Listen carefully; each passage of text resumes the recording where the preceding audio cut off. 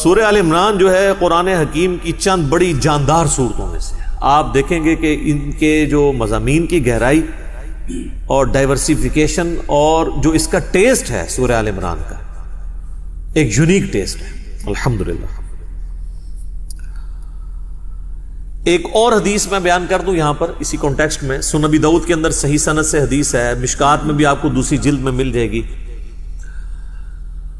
اللہ تعالیٰ کے جو اسماء اور ناموں کے اعتبار سے اسماء اعظم جو اللہ کے بڑے نام ہیں جن کی وجہ سے اگر اللہ کی طرف رجوع لایا جائے تو دعا کی قبولیت ہوتی ہے، اس حوالے سے سنن ابی داؤد میں ایک حدیث ہے کہ نبی صلی اللہ علیہ وآلہ وسلم نے فرمایا کہ اللہ تعالیٰ کے جو اسماء اعظم ہیں جسے ہم یہ اسم اعظم بھی کہتے ہیں وہ قرآن حکیم کی دو آیات کے اندر ہے، ایک سورۃ البقرہ کی اور ایک سورہ آل عمران کی۔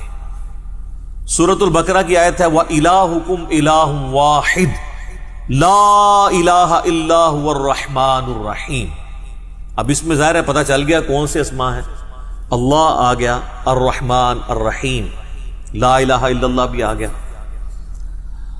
اور پھر آپ علیہ السلام نے آل عمران میں شروع کی آیات تلاوت کی، الف لام میم اللہ لا الہ الا هو الحی القیوم۔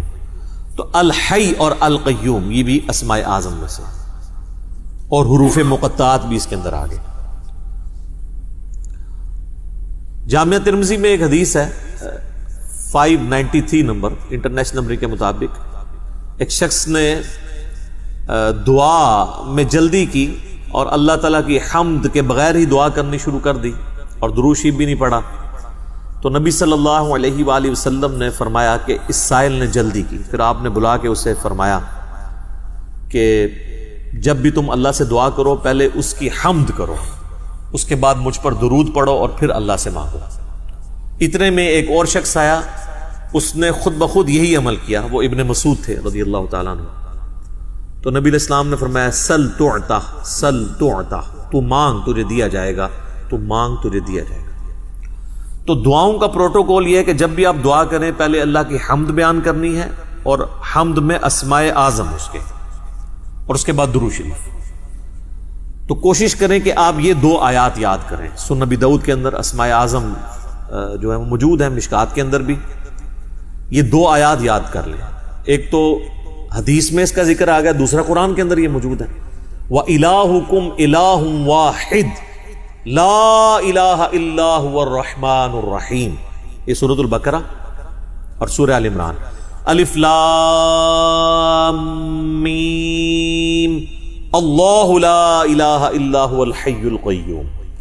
تو ان دو صورتوں کے اندر نبی علیہ السلام فرمایا کہ اللہ تعالیٰ کے اسماء اعظم موجود ہیں، تو یہ آپ پڑھ لیں، اس کے بعد آپ درود شریف پڑھ کے تو دعا مانگیں۔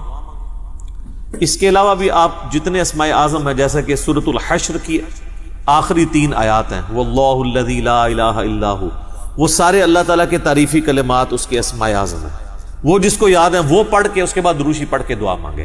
تو یہ دعا کا ایک پروٹوکول اور ایک طریقہ ہے۔ اعوذ باللہ من الشیطان الرجیم، بسم اللہ الرحمن الرحیم، الف لام میم، حروف مقطعات ہیں۔ اللہ اور اس کے محبوب صلی اللہ علیہ وآلہ وسلم کے درمیان یہ کوڈ ورڈز ہیں۔ اللہ لا الہ الا هو الحی القیوم، اللہ ہی ہے کہ جس کے سوا کوئی معبود نہیں، وہ الحی ہے اور القیوم ہے۔ الحی وہ ہستی ہے جو خود سے زندہ ہو،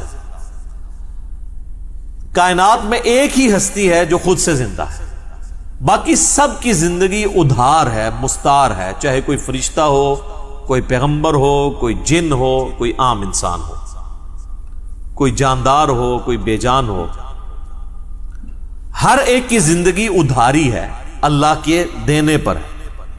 جب تک وہ چاہے گا رہے گی، جب وہ چاہے گا ختم کر دے گا۔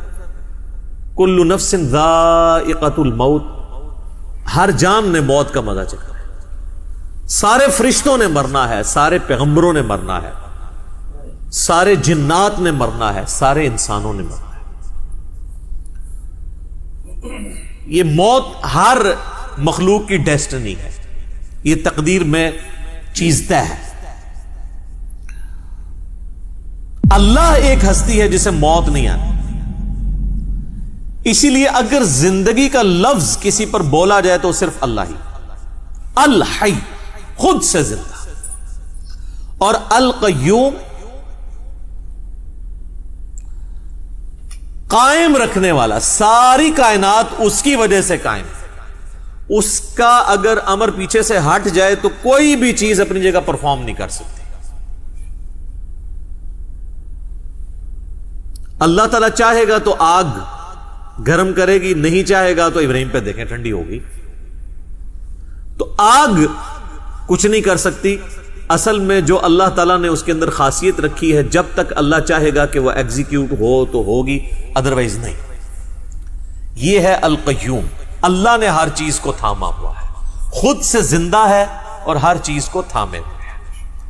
تو اسی لیے دیکھیں نبی علیہ السلام نے جو میں نے ابو داؤد کی حدیث بتائی کہ اللہ کے اسماء اعظم میں سے ہے الحی القیوم، یہ والی آیت بھی آپ نے تلاوت کی، وَإِلَٰهُكُمْ إِلَٰهٌ وَاحِدٌ لَا إِلَٰهَ إِلَّا هُوَ الرَّحْمَٰنُ الرَّحِيمُ الف لام میم اللہ لا الہ الا هو الحی القیوم۔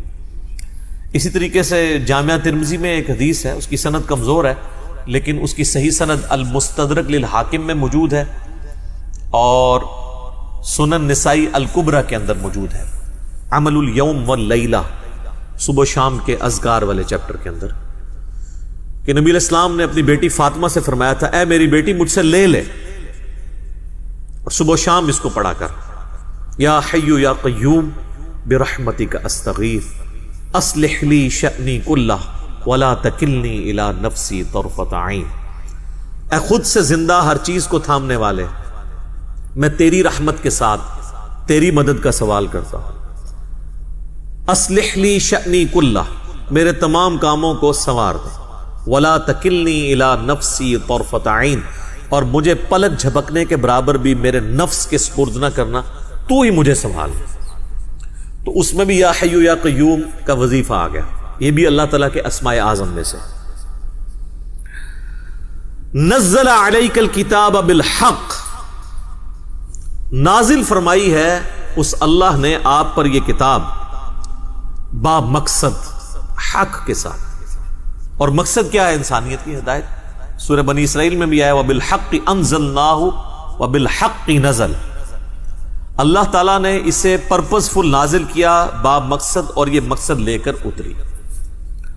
مصدقا لما بین یدی، اور یہ تصدیق کرتی ہے ان چیزوں کی، ان کتابوں کی جو اس سے پہلے نازل ہوئی ہیں۔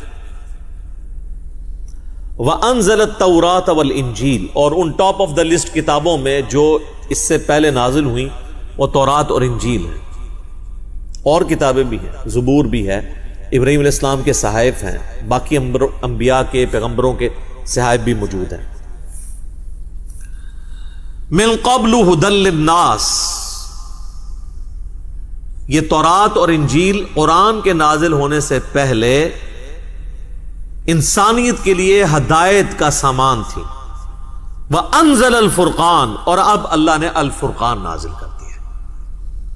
یہ المہیمن ہے، نگہبان ہے ان کتابوں کے اوپر۔ مراد کیا کہ جو بات قرآن سے میچ کرے گی وہ آپ نے لے لینی ہے، اور جو قرآن سے ٹکرائے گی وہ چھوڑ دیں گی۔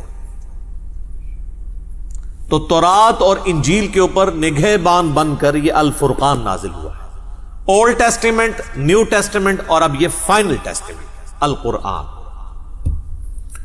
یہ سیم ورڈز نبی صلی اللہ علیہ وآلہ وسلم کے لیے بھی استعمال ہوئے ہیں۔ صحیح بخاری میں حدیث ہے، محمد فرق بین الناس، محمد صلی اللہ علیہ وآلہ وسلم لوگوں میں حق اور باطل میں فرق ہے۔ سورۃ البقرہ میں بھی اسی قسم کی آیات آئی تھی، شہر رمضان الذی انزل فیہ القرآن ھدی للناس، رمضان کا مہینہ وہ ہے جس میں ہم نے قرآن کو نازل کیا جو پوری انسانیت کے لیے ہدایت ہے۔ وَبَيِّنَاتٍ مِّنَ الْهُدَى وَالْفُرْقَانِ، اور اس میں ہدایت کے روشن دلائل ہیں، اور یہ الفرقان ہے، حق اور باطل میں تمیز کرنے والی کتاب۔